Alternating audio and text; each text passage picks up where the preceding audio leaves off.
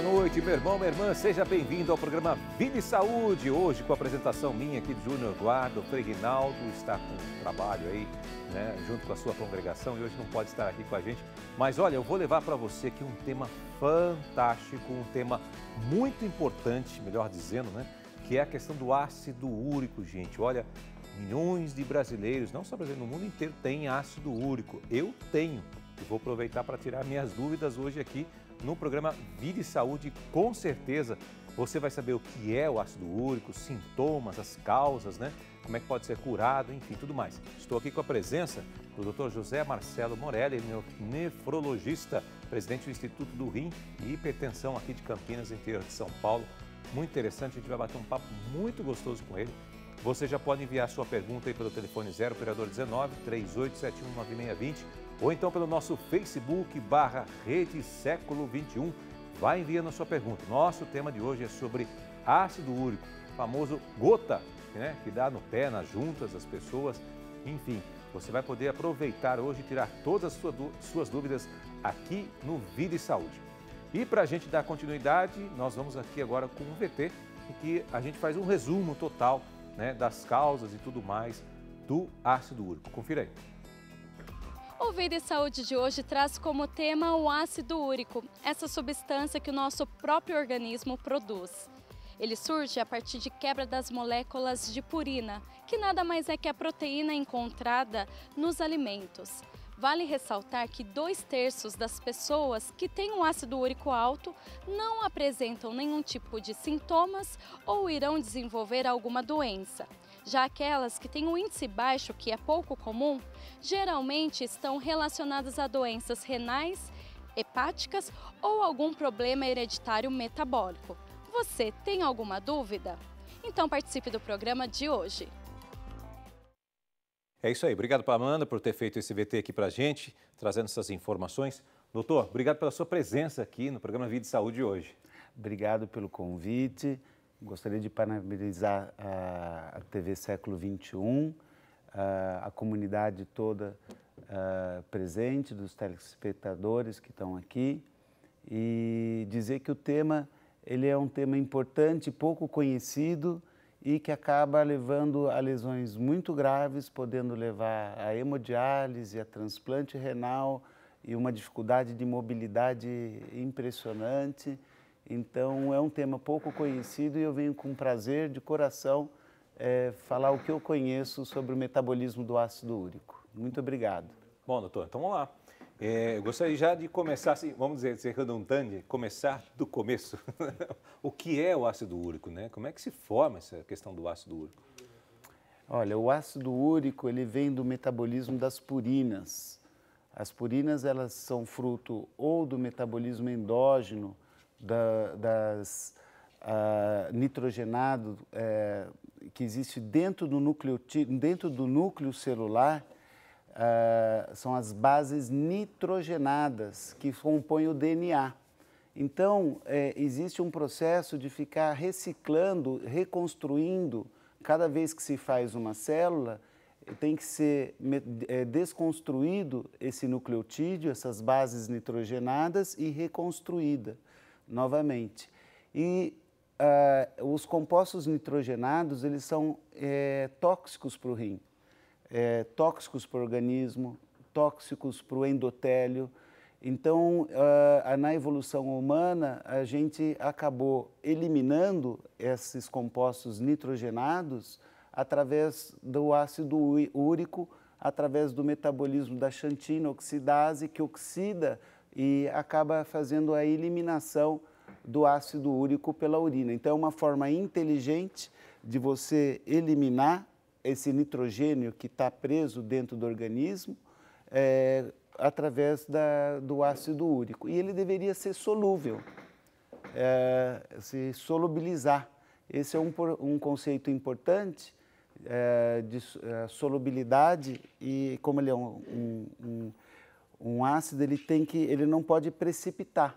Então, quanto menos líquido você tem no organismo, acaba precipitando, formando um núcleo e acaba começando a formar os cálculos renais, que é um tipo de doença que pode depois, numa fase mais avançada, levar a doença renal crônica, que vai para hemodiálise e transplante. E tem uma outra doença, que é a gota, que dá nas articulações, que é um problema mais imunológico, reumático, que é uma deficiência em como englobar, como fagocitar, que é o termo que a gente usa, o macrófago, ele come aquele ácido úrico e acaba inflamando as juntas e depois a pele também, levando aos tofos na pele. E aqueles vermelhões, que fica assim, doendo, fica até quente o local, né? Inflama. Então, são duas doenças separadas que são tratadas em especialidades diferentes, mas uma correlata à outra. Por exemplo, você estava falando que é uma doença muito comum no mundo. De fato, em Israel, mais ou menos 35% das pessoas têm cálculos de ácido úrico. Aqui no Brasil, acaba dando muito menos, em torno de 10%, acaba tendo 10 a 15%. Por que, doutor? O índice é maior lá? Provavelmente tem uma questão genética deles, o clima árido, então a questão da desidratação, e esse é o principal ponto que se eu puder levar uma mensagem fundamental, é a questão de ingerir mais água para deixar diluído. Quanto mais água, mais diluído, menos precipitação, mais fácil a eliminação do ácido úrico. E alimentação rica em proteína animal. Quanto mais desenvolvida uma sociedade, mais se come as proteínas animais. Então, quem acaba a família que tem já uma predisposição genética, mas também tem um hábito de comer muita proteína animal, acaba tendo essa tendência, e aí você vê a família toda desenvolvendo primeiro a gota como precursora, e aí depois vem os cálculos, você tem essa associação. A gente vai até aprofundar mais a questão das doenças relacionadas, né, com outras e tudo mais. Essa questão também do famoso churrasquinho, né, que a gente adora, né, comer. Quem não gosta, brasileiro, no churrasco, um belo no churrasco. Mas a proteína da carne, né, ela é bem complicada, né, para quem tem o ácido úrico, né, e gota, no caso, que nós estamos falando a mesma coisa. Isso, a produção do ácido úrico, ele é feita 400 miligramas por dia, é do metabolismo celular, e a síntese de novo que tem desses nucleotídeos é 400 miligramas. E 400 miligramas vem da dieta. Se a pessoa exagera na dieta, a conta não fecha e o metabolismo nosso não dá conta de eliminar se não tiver muita hidratação. Bom, vamos ver quais os sintomas. Vamos colocar aí na tela para as pessoas poderem ver. Vamos lá? Coloca lá para nós. Nós temos aqui, olha, dor e inchaço em uma articulação, especialmente o dedão do pé, tornozelo, joelho ou dedos. Dificuldade em movimentar a articulação afetada. Também temos aqui vermelhidão, no local da articulação, que pode até ficar mais quente que o habitual. Deformação da articulação devido ao acúmulo excessivo de cristais. Está correto isso, né, doutor? Está correto, perfeito. O senhor falou, é hereditário isso? Como é que ele surge na pessoa, por exemplo? Eu tenho, né? Meu pai tinha, né? Isso vem, meus irmãos também têm, né? Então é um fato que a gente percebe que na família isso já existe, né? É hereditário? Tem uma base genética. Hoje em dia a medicina está avançando muito nessa área. Antigamente a gente conhecia mais as doenças que eram genéticas, mais mendelianas, né? Que vão passando de geração para geração através de genes dominantes. Mas agora se estuda o que a gente chama de epigenética, com o avanço computacional, o avanço também, a integração de vários setores, a questão do computador. Começou-se a estudar que tem alguns tipos de genes que podem ser ligados e desligados, e que isso leva a alterações metabólicas. Então, primeiro começa uma questão genética, depois afeta o metabolismo, então afeta o sangue, é onde a gente dosa o ácido úrico no sangue, e depois, num terceiro momento, a doença afeta a anatomia do corpo. Então, existe a síndrome, por exemplo, plurimetabólica, que é o ácido úrico elevado, o triglicérides e o colesterol elevado. A hora que você tem essa conjunção dessas três substâncias dentro do sangue, começa depois a formar placa de aterosclerose e o entupimento da circulação. Então, de tal forma que a anatomia acaba ficando prejudicada e a circulação pobre, e aí todos os órgãos acabam envelhecendo e tendo um risco maior de ter falta de suprimento de sangue. Mas aí nós estamos falando que aí pode ocasionar o quê com esse entupimento? Pode ocasionar um infarto agudo do miocárdio, o derrame cerebral e a insuficiência renal crônica, onde depois acaba indo para hemodiálise e transplante renal.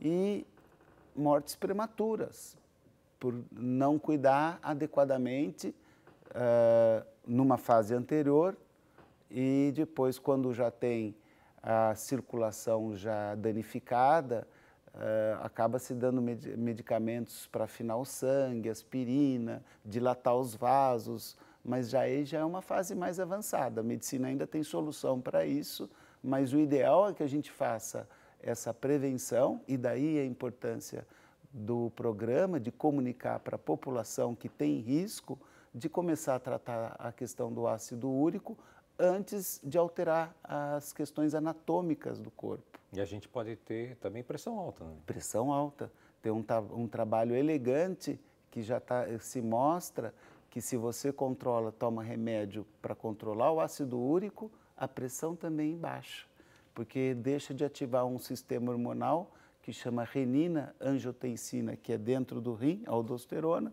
Você diminuindo o ácido úrico, você ativa menos esses hormônios e aí a pressão fica mais controlada. Então, acontece ao contrário, você tem o ácido úrico elevado, então o rim acaba percebendo as células do mesanjo, que são as células produtoras desses hormônios, que está como se estivesse faltando sangue para chegar dentro do rim, e ela começa a fabricar mais hormônio, aumentando a pressão para chegar mais sangue. Só que isso aí acaba tendo um período de adaptação. Quando tem a desadaptação, aí você pode ter uma ruptura de um vaso, um aneurisma, né? São as complicações cardiovasculares. Que chega ao extremo da doença. Ao extremo da doença. Ok. Olha, você pode mandar sua pergunta aqui para nós, hein, no 0, operadora 19 3871 9620, ou então pelo Facebook /Rede Século XXI. Você pode também acompanhar através do Facebook. Eu estou conversando aqui com o Dr. José Marcelo Morelli, ele que é nefrologista, presidente do Instituto do Rim e Hipertensão aqui de Campinas, interior de São Paulo. Doutor, quais exames devem ser feitos aí para diagnosticar que eu tenho um ácido úrico? Boa pergunta. A dosagem do ácido úrico sérica no sangue, uma amostra simples de sangue, ela já acaba dando o diagnóstico do que a gente chama de hiperuricemia, ou seja, o excesso de ácido úrico no sangue. Mas para aqueles que são portadores do cálculo renal, o exame adequado é na urina também. Você dosa a uricosúria, o nome que se dá, que nada mais é do que o ácido úrico na urina.